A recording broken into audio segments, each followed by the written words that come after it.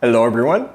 Today I've got three amazing new horror novellas for you, and these ones are going to twist your guts. They're going to claw their way into your mind, and they just will not let go. These three are fantastic, and the thing I love about novellas is that because they're so short, you can usually read them in a day without having to do something else, and you might lose your way in a novel, you know. And these ones you can all finish in one day, and they're all very impactful. You'll definitely remember these after you're done reading them. And before we get started, I want to remind you that my debut horror novel, Pray for Salvation, is now available at the link in the description, along with all the rest of my horror books. So be sure to check that out. Check out my Patreon if you want to get your copy for free, and a free copy of all my future books. And don't forget your Horror is My Happy Place t-shirts, sweatshirts, and coffee mugs. There's a link down below for that as well. All right, let's get started. The first one I want to talk about today, this one's great. It's called Death Cult. So you know right there by the title, you're in for something exciting.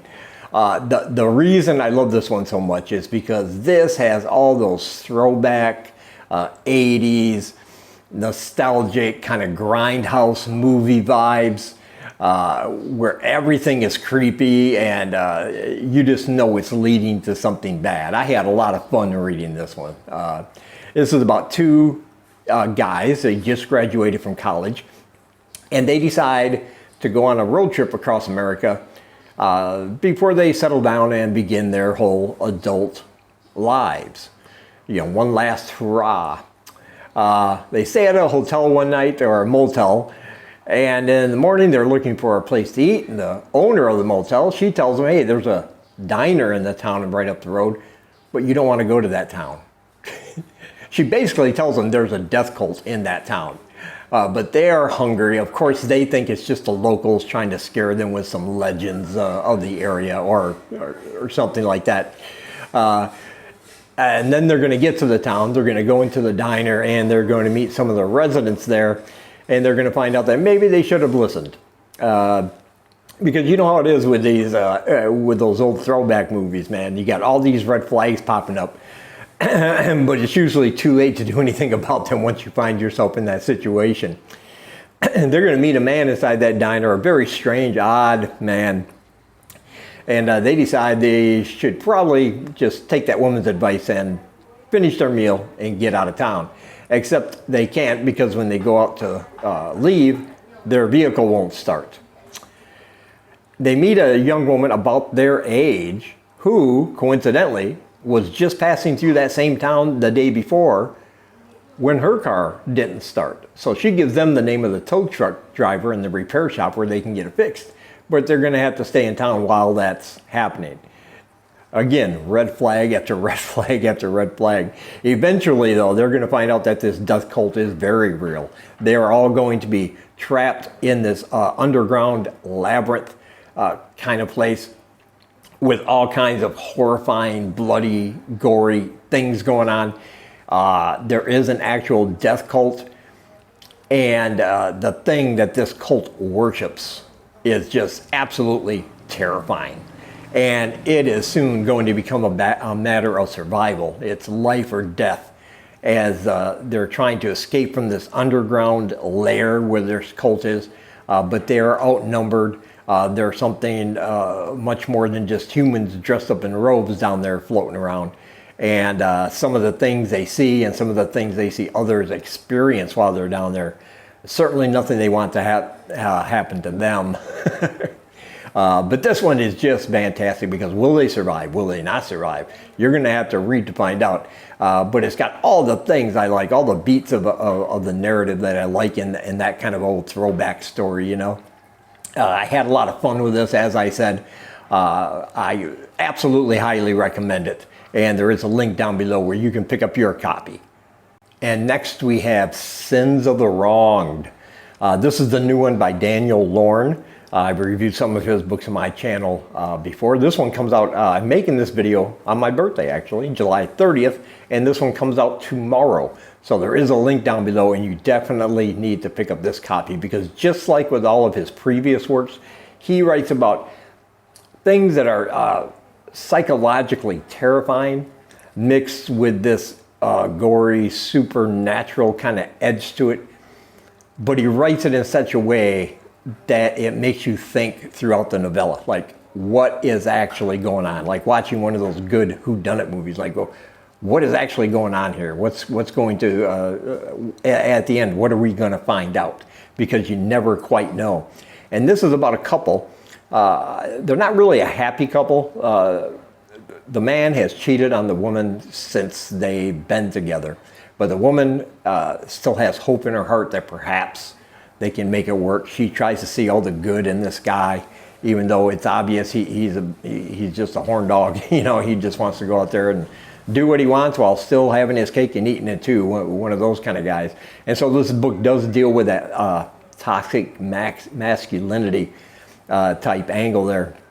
But it's going to get much worse, because she is thrilled when he decides to take her to a place where they met and fell in love for a weekend getaway at a cabin that has a hot tub and everything. And so she's thrilled to go there.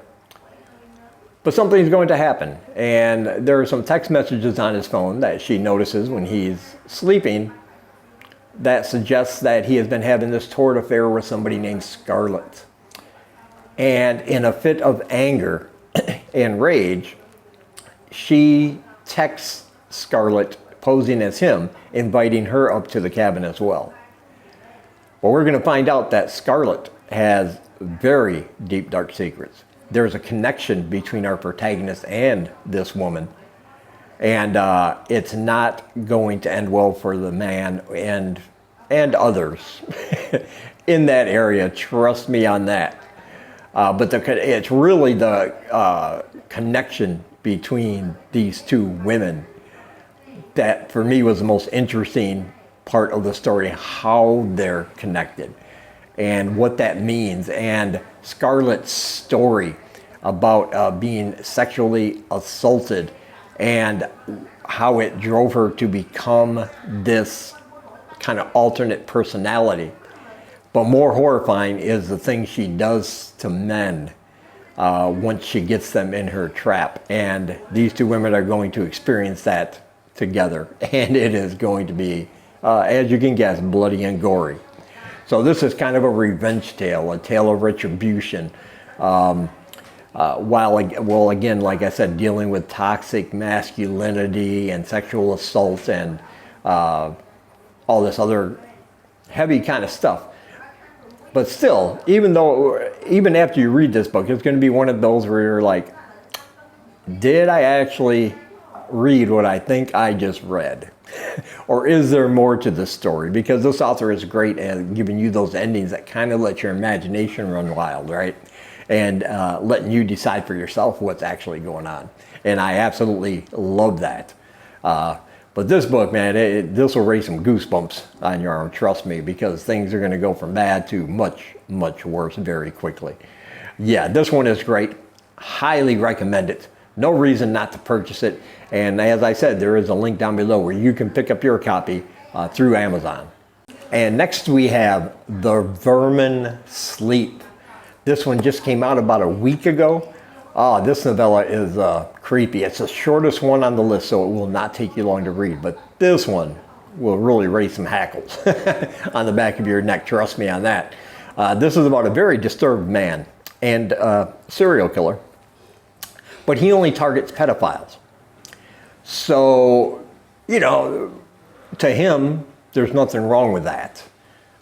He thinks he's doing a good thing. He thinks he should be actually more of a hero than he doesn't see himself as a villain because he's getting rid of all the scum on the earth. But he had a very abusive relationship with his father, and his mother died. And so he really lost his way, kind of. He gets a job, kind of a dream job, working on the set of a local children's television program, doing the set design and things like that. He's very handy with carpentry and hammers and nails. And so he gets hired to do this job on the set of this children's television program. But then he kind of suspects and kind of watches and realizes that the director may be grooming and targeting one of the young female stars of this children's program. So just when he thinks his life can be somewhat normal, all of these old feelings and all of these old desires and thoughts start creeping back into his head. And again, it's one of those where it's not going to end well. And I think that's what I love about all three of these books, you know. No happy endings here, let me tell you. But this one is a great psychological horror as you get into the mind of this guy who thinks he's doing the right thing. And you could argue if he is or if he isn't.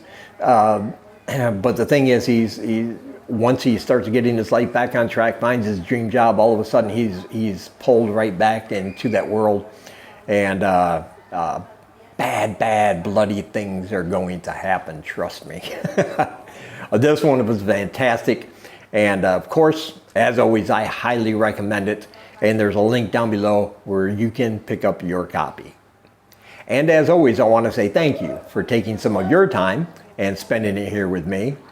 And until we meet again, keep reading spooky, my friends.